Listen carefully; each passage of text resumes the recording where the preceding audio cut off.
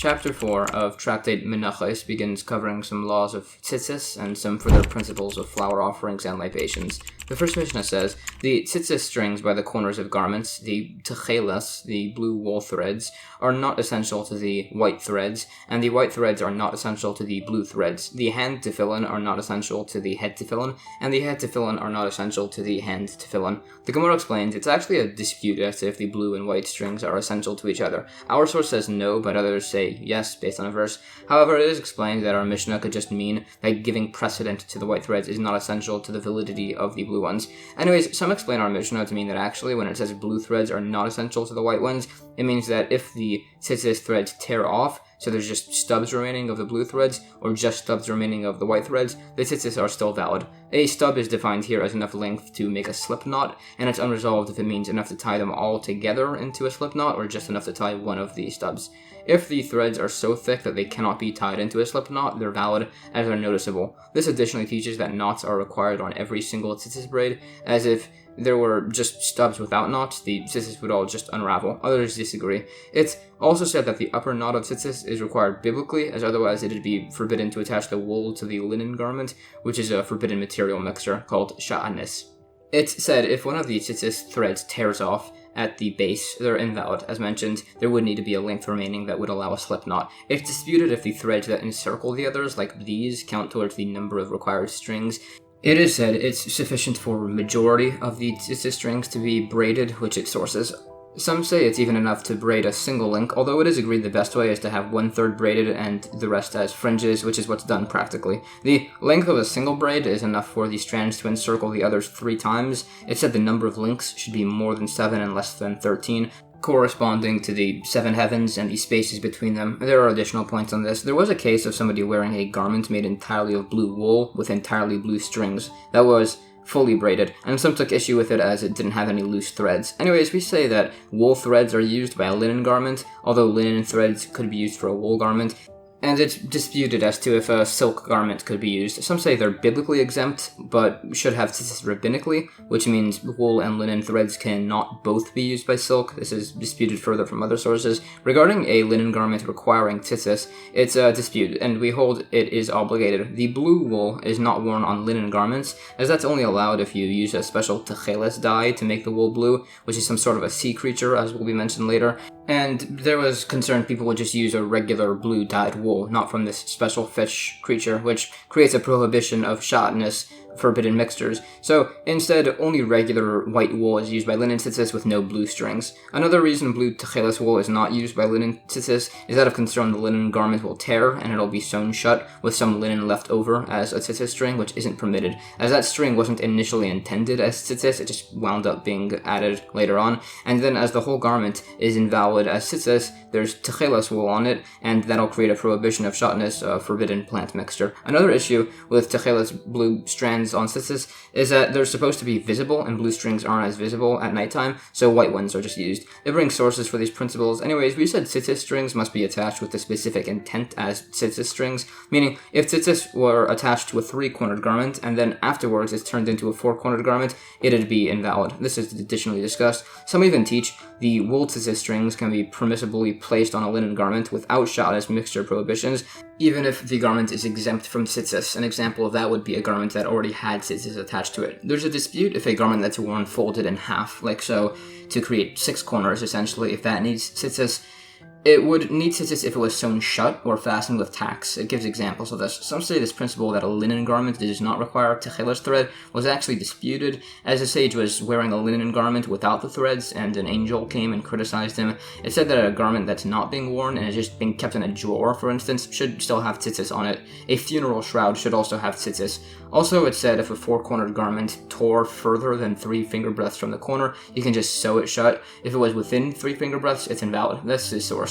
If a garment is made entirely of techeles, blue wool, tzitzis threads of all colors can be used, besides for indigo. This would be allowed if, besides for the 4 indigo threads, there were 4 more threads of other colors. There's a dispute as to if it's permissible to remove tzitzis from one garment to attach to a different one, and a similar dispute exists if it's allowed to light from one Hanukkah menorah to another. It was conceded to the opinion that does allow these, along with the fact that it's permitted to drag a bench across the ground on Shabbos, as long as his intent was not to make a furrow, which was also held by that that opinion. As we said, indigo wool should not be used instead of proper techeles. Many sages, when they gave their garments to the launderers, would tie the tzitzis or roll them in a manner that they wouldn't be replaced by the launderer with other threads. Anyways, regarding the actual tzitzis fringe, some say 4 strings should be used, some say 3. The fringe should be length, according to opinions, of either 4 or 3 finger breadths, which is a fourth of a hand breadth. It rules in the end that tzitzis should be 4 strings within 3 finger breadths of the edge and should hang down 4 finger breadths. By the way, the reason tzitzis look like they have more than 4 strings is that it is 4 strings, but just when they're looped through the hole, they drape down on either end, forming 8 strings essentially. Also, similar to the lulav, the tzitzis have no maximum measure, but they do have a minimum measure. It's mentioned that tzitzis strings should be separate from each other at the bottom. It's also debated if they're valid, if they're attached to the very edge or hem of the garment. It said they should be at the length of a thumb's joint away from the edge. We also said they must be within 3 finger breadths, so it shows that it should be within that distance, but not too close to the hem. There were a few mentioned methods of attaching tzitzis. Some would use 4 threads, fold them over, insert them through the hole, and push them through the formed loop. Others would do this with 8 threads, and others would just do this as we do now, as pictured, where 4 threads are inserted through, folded over, and then tied around each other. It also brings up the blessing on tzitzis. There's a brief debate as to whether or not there's one said on the actual tying of tzitzis, and it suggests that mitzvahs that are done by Jewish people specifically have blessings said over them, like tzitzis or circumcision. For instance, a sukkah can be built by anybody, whether Jewish or non-Jewish, and there's no blessing said over building that. However, that's actually disproven, as only Jewish people can validly write tefillin, and yet there's no blessing said on the writing of tefillin. So it's explained rather that what defines whether a blessing is said by a mitzvah is said if the action itself represents the completion of the mitzvah, then a blessing is said. So circumcision has a blessing, but only writing tefillin does not. And then there's a dispute if tzitzis have a blessing as they're attached, which is as to whether the obligation is to attach the actual tzitzis to the garment, or if the obligation is to actually wear the garment. There is, however, a blessing said when wearing tzitzis, which is this. Making tzitzis out of embroidery threads or thorn-like threads or similar, that's invalid, but it is allowed if it's from a regular ball of weaving thread. Others say this is invalid, debating as to whether it must be prepared with specific intent. Anyways, regarding the actual dyeing of techeles wool, it uses the blood of the chilazon sea creature, which is boiled in a pot and then tested against wool, and then that wool is tossed out. This is to teach us that wool used to test dye cannot be used as tzitzis thread. Dyeing tzitzis must be for the sake of the mitzvah, and if the test dye is re-added to the dye vat, it's all invalid. Others actually dispute these principles. It's also said that as there's not really a way to test whether techeles was done properly, it should only be bought from an expert. Tefillin can be tested, but should still be bought from an expert, and Torah scrolls and mezuzahs can be tested and bought by anybody. It clarifies it is actually possible to test the actual used pigment of the blue dye, but you can't test whether it was added with the proper intent. Incidents of this are cited. It also said, if tzitzis are purchased from a Jewish person or from a non-Jewish merchant, they're presumably valid, but it shouldn't be purchased from a privately selling non-Jewish person. Tzitzis also shouldn't be sold to a non-Jewish person, which could cause issues of the man pretending then to be Jewish and using that to kill Jewish people or similar. One sage would even have his wife wear tzitzis on his garments, but that's as he held tzitzis don't have a set time to be worn, but he always wore his own all day and said a blessing on them every morning when he changed his clothes. It's said every Jewish person is obligated to wear tzitzis, besides for women, as tzitzis is a positive commandment that's dependent on specific times, as it's worn by day, which, as mentioned at the end of chapter 1 of Tractate Kiddushin, women are not obligated to do. It additionally discusses verses on this, mentioning that tzitzis essentially acts as a reminder always of the 613 commandments of the Torah, which is seen in the number of strings and knots. Also, it's said to be good as you're surrounded by mitzvahs, especially if you wear tzitzis, tefillin, and have a mezuzah on your door, you won't then come to sin. It said techeles, which is a blue color, is used as it resembles the sea, which resembles the sky, which resembles the throne of glory. It also speaks on the importance of wearing white threads, too. Related, it mentions that a person should say 100 blessings every day, and on Shabbos and holidays, where there are less blessings and prayers said, those extra blessings were made on spices and foods. It mentions some daily blessings, we say. Anyways, regarding the chilazon creature that makes the techeles dye, it's said to be a sort of fish that appears once every 70 years on dry land, and the dye is in its blood. We don't really know nowadays what this creature refers to. Anyways, a story on the importance and reward for tzitzis. A man was very particular about wearing tzitzis, but evidently less so in other matters, as he learned there was this harlot in a far-off city who charged 400 golden dinarim. So he sent the money and scheduled a visit, and traveled to her, and he arrived at her place place, and there were 7 beds, 6 of silver and 1 of gold at the top, where she sat. So he started going up the ladder, but the tzitzis strings he was wearing struck him in the face as he was going up. So he decided, never mind, and he went back down and sat on the floor. So she came down and asked what was up, and he explained the mitzvah of tzitzis and how it reminds us about reward and punishment. So she asked for his name and information, which he wrote down and left back to his school. So the woman then gave a third of her possessions to the government, a third to the poor, and took the last along with the linens, and came to the sage's study house and asked to convert, telling them the story. So they said she should marry him, which she did, and it says that the thing which he desired impermissibly due to his adherence to the mitzvah of tzitzis, he ended up receiving in a permissible manner. And also, this shows how much greater the reward for tzitzis will be in the world to come. Anyways, a borrowed garment with 4 corners only starts having an obligation for tzitzis after 30 days. The same applies with renting houses, that a mezuzah must be put up after 30 days. A house in Israel, though, must have a mezuzah put up immediately. Anyways, in the Mishnah, we said the head and hand tefillin aren't essential to each other. This means only one could validly be worn, but you should still try to buy both pairs if you can. It speaks on the great negativity of not wearing tefillin, among others, and also on the reward for wearing tefillin, which is said to merit long life. New Mishnah. Okay, back to the temple flour offerings. The flour and oil of the libation mincha offering are not essential to the wine, and the wine is not essential to the flour and oil. The applications of blood to the outside altar are not essential to each other. The Gemara says there's a dispute based on verses as to what's being brought first, the mincha offering and then the libation, or the libation and then the mincha offering. It disputes that from a number of verses. New Mishnah. The bulls, rams, and lambs of musaf offerings are not essential to each other. Some say if there were limited funds, it's better to offer one bull with its libation than several bulls with no libation. The Gemara clarifies these bulls and lambs refer to the musaf offering on either Rosh Chodesh or of Shavuos. The rams are also referring to the Shavuos musaf, although it's listed separately to show that its rams are not essential to the other rams, as opposed to the other offerings. It quotes a number of verses speaking on these types of offerings further, and also on some additional types of offerings. These were all from the book of Ezekiel that it's speaking on, which was necessary as evidently a lot of the verses there contradict scripture by these laws. So the sage Chanino ben Chizkiah spent a long while clarifying and explaining everything, so that way the book of Ezekiel could maintain its canonization. It also sources the point that the single bull with libations is preferable over several bull offerings with no libations. New Mishnah. The bull, ram, and lambs of the olah and the goat of the chatas are not essential to the bread loaves, and the bread is not essential to them. It's a debate if only the bread is essential to the shlamim lambs, or if only the shlamim lambs are essential to the bread, but not vice versa. It said we hold that the lambs are essential to the bread, and the bread is not essential to the lambs.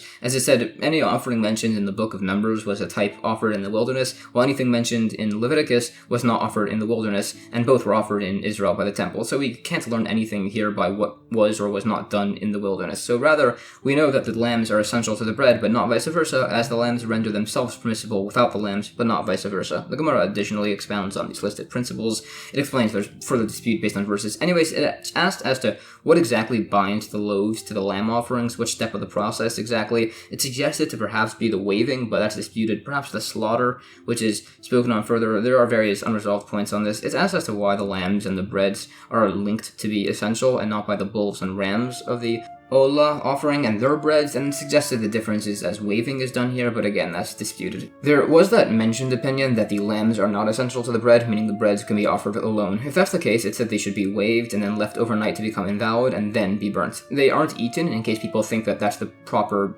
method of doing that offering, and in future cases, in later years, they'll just eat the bread without the lambs, which would be incorrect. It brings sources, and nevertheless, many others disagree and say that the bread should be actually eaten. It said in the end, based on a verse, that biblically they could be eaten, but rabbinically they're just burnt for the described reason. Anyways, as discussed, others hold that the thing that actually sanctifies the bread by this offering is the slaughter of the Shavuos lambs, which it sources and additionally discusses. For instance, what if the Kohen properly slaughtered the animal, but then threw the blood with improper intent? What would happen to the breads, particularly if they're made previously invalid by being taken outside the courtyard? So it's a dispute if the loaves are now made into pigul, having improper intent, or otherwise. It additionally debates these principles. It was mentioned once the lambs and the 2 loaves are bound together, if the bread is lost, the lambs become invalid. It's debated if it would be impermissible to intentionally throw the blood, not for its own sake, and then eat the meat. However, it's asked on this, as there aren't really any other cases where throwing the blood in an invalid manner makes the offering permissible to be eaten then. It said if 2 lambs are slaughtered for 4 loaves, 2 of them are waived and the remainder are eaten through redeeming them, so that way they're consecrated. This is discussed further along with some similar cases. Anyways, if 4 Shavuos lambs are slaughtered for 2 loaves, 2 of the lambs have their blood thrown not for their own sake, and then the remainder is offered. However, it's disputed if this is permissible, as we know from other cases that it's not allowed to sin in order to do a mitzvah, which is essentially being done here. It discusses this concept by principles of tithes and other types of offerings, drawing some comparisons. For instance, it's disputed if the shlamim offering of a nazir is valid even if it's slaughtered improperly. That's additionally discussed if the same would apply to their asham offering, etc. There's further points on these principles of required intent as to how it's problematic to intentionally have improper intent. New Mishnah, the Talmud offering is not essential to the Musaf offering, and the Musaf offering is not essential to the Talmud offering. The Musaf offerings aren't essential to each other. If a Talmud offering lamb was not offered in the morning, it could be valid in the afternoon. Some clarify this is only allowed if the initial lack of it being offered in the morning wasn't deliberate. If incense was not burned in the morning, it can be burnt in the afternoon. Others add, if this is done, the entire incense portion should be then offered in the afternoon, and that's how the altar was inaugurated. Similarly, the Ola altar is inaugurated with the morning Talmud offering. The sanctuary table is inaugurated with the showbread on Shabbos, and the menorah is inaugurated with the 7 lamps being lit in the afternoon. The Gemara asks, if there's only enough to offer either the Talmud or the Musaf offering, it's asked which of them should be brought. This case is clarified to be where there's not enough animals for both. This cannot be proven from our Mishnah, as when it says these offerings aren't essential to each other, it's just saying that if an offering is brought before the morning Talmud, it's still valid, not that one has precedence over it. So it disputes this from additionally quoted cases, and it just stands unresolved. Additional types of holiday offering principles are discussed further on amounts of lambs brought. It's also said if the incense was brought in the afternoon, the entire daily incense would also be brought in the afternoon, as was done by the Inauguration. It mentions the Inauguration as it's saying, if the Talmud lamb was not offered in the morning, it's only brought in the afternoon, as mentioned, so long as the altar had been inaugurated prior to this. It brings sources for these principles. We had said that if the Talmud offering was intentionally not brought in the morning, it cannot be brought in the afternoon as an actual penalty. The same does not apply to the incense, as that was dear to the Kohanim, so they weren't really ever negligent by it. The fact that the temple altar was inaugurated with the afternoon incense is actually disputed. Some say it was done by the morning incense. These principles are all discussed further, mentioning that the inauguration of the shulchan table and consecration of the breads are done on Shabbos, similarly how the menorah was inaugurated specifically in the afternoon. It also says typically incense cannot be offered by a private individual on the outer altar, but there was a special exception where it was allowed once by the prince of one of the tribes. This teaches that an individual can offer incense only on the inner altar, and that the congregation can offer incense on the outer altar. However, it's actually disproven, this whole thing, from a different quoted case showing that a private individual cannot offer incense on the inner altar and the congregation cannot offer incense on the outer altar. It wasn't something we could actually imply from the prior case. New Mishnah, the inauguration of Mincha of the Kohen Gadol was not brought in halves. It was actually brought in its full amount, and then it was divided, and half was offered in the morning and half was offered in the afternoon. If he offered the morning half and then died, and then a new Kohen Gadol was appointed, he should bring 2 new halves, then offer one of those and destroy the other, so that way it ends up with 2 halves that are offered and 2 halves that are destroyed. The Gemara quotes scriptural sources for these concepts. The way these excess mincha halves are destroyed is by leaving them overnight until their appearance changes, so that way they're invalid, and they should be then taken to the place of burning for invalid offerings. This is as the second half isn't viewed as fully disqualified prior to this, as it's viewed as an offering that was fit but just lacks an owner. There's some dispute as to how exactly this offering was prepared, whether it was baked and fried or fried and then baked. This is discussed. It said its kneading, shaping, and baking was all done in the temple courtyard, and it could be done on Shabbos. Sources are quoted. This is discussed further, and it disputes as to the exact amount of oil that had to be used for this offering from a few discussions. New Mishnah, if the Kohen Gadol died during his mincha offering process and a new one was not appointed, it's debated if the funds for the remainder are paid for by the public or by the heirs. It was offered whole. The Gemara quotes sources for these principles, which are discussed. It argues if this whole notion that the new mincha was possibly paid with communal funds, if this was a biblical or rabbinic enactment. It also mentions some other similar enactments of the communal funds replacing offerings. It additionally discusses these in the process of this replacement mincha, essentially proving from our discussion that the morning and afternoon mincha by this both had a full isarin measure brought. Others still dispute this though. It's also asked how much frankincense should be brought with both of these offerings, either a half kometz or a full kometz, as the flour amount was doubled, but the oil possibly was not. In the end, it rules that the alive Kohen Gadol would offer a full kometz of frankincense with his morning and afternoon inauguration offering. However, some say we don't hold like this opinion. And that's the end of chapter 4.